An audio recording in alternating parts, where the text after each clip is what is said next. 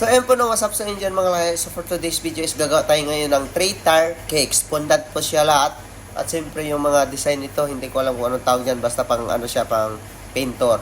So, shoutout na din sa mga andito sa UAE or dito sa saan man dito, parte sa United Arab Emirates. Pwede kayong mag-order via online. Search nyo lang JC Del Cakes. So, yun lang po no mga kalahit. Diretso tayo sa video. Balik tayo. So, ganun lang paggawa nito na cake. Naka-prepare lahat ng mga chocolate at sa mga toppers. Ayan. So, makulay kasi ito na cake. Ayan. So, ganun-ganun lang pag mikos-mikos niyan. At siyempre, tatalsik din yung mga chocolate dyan kasi nga, hindi mo maiwasan kasi nga itapon-tapon mo lang yung chocolate, diba? Ayan. So, ganun lang siya. So, buti na lang dyan ako gumawa sa table na yan. Hindi doon sa gilid, diba? Kung sa gilid ako baka matalsikan yung mga orders. Ayan.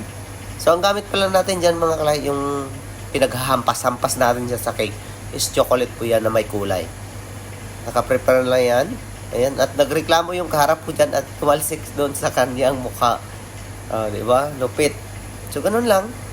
Napuno na yung uniform ko ng chocolate. Ayan. So, sa mga andito pala sa UAE, mga kalay, mag-order kayo, no? So, ayan. Diba? Oh, ang gwapo. Tapos, ikakabit natin yung dummy. Ayan yung dummy lang siya, mga kalay. Styrofoam. Ayan. So, di ba, mas mabilis kasi pag naka-prepare na yung mga toppers. So, ganun lang dapat naka-prepare yung toppers advance a day. Ayan. Sige, paluin mo. Ayan. Gigil na gigil magpalo no? So, inistikan ko pala yan mga kalay para hindi siya tatalsik pag nag-deliver na. Ayan. So, ganun lang siya. Maganda yan ng kinalabasan, di ba? Nakita nyo naman yung unang video, di ba? So, yan na yung kinalabasan na. Dikit-dikit na lang yung mga topper. At siyempre, ayan, di ba?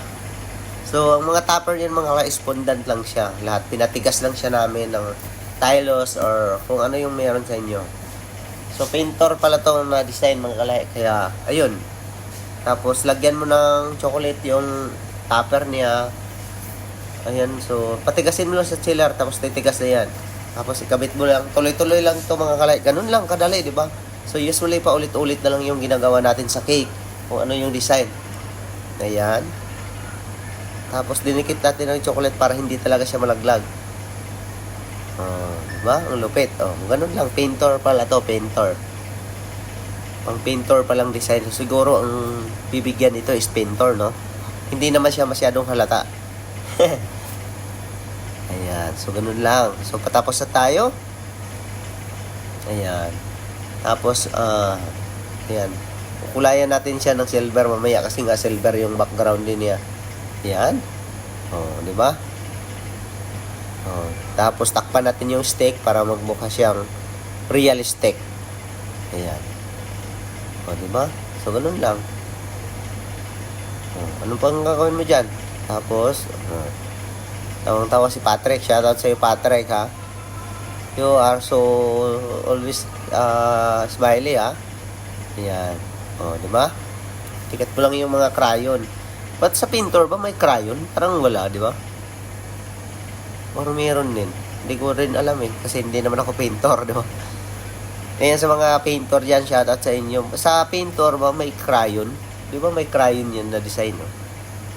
Ayan. So, stickan natin para hindi siya malaglag. Suporta. Kasi nga, cake din yan, eh. Baka babagsak kasi yun ang iningatan natin lalo na pag in-deliver sa malayo, di ba? Ayan. Okay. Tapos yung last one.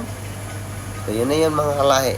So, ganun na yung output niya. Tapos, mag-brush ka lang ng silver kasi nga, ayan, di ba? Di ba? Ang lupit. Di ba? Ang ganda naman, di ba? Maganda na design yun. Nagandahan ako niyan na design. Kasing pogi ko, di ba? Di ba? Ganun lang. Retouch kasi nga nahawakan natin. Okay. So, ganun lang talaga siya. Realistic na, no? Parang ano talaga, parang cake. Grabe, haba pala ng ilong ko pag naka-side view, no? Ayan. Di ba? Silver siya mga kalay, silver. Di ba maganda? Nagandahan ako rito na design. Promise, maganda siya. Iwan ko lang sa inyo ha. Basta, ayun, shoutout kay Boss J. Ayan si Boss J. Ayan na yung kinalabasan.